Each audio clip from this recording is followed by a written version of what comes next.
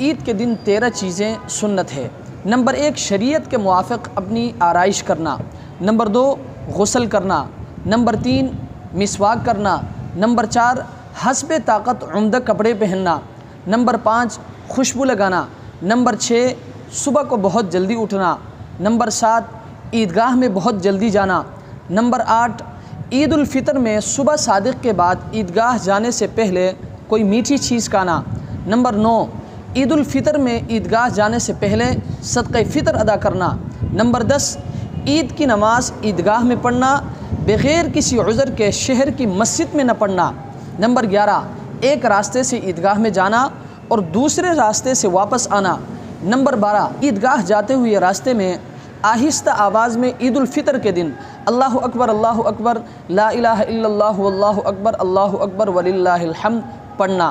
number 12 سواری کے بغیر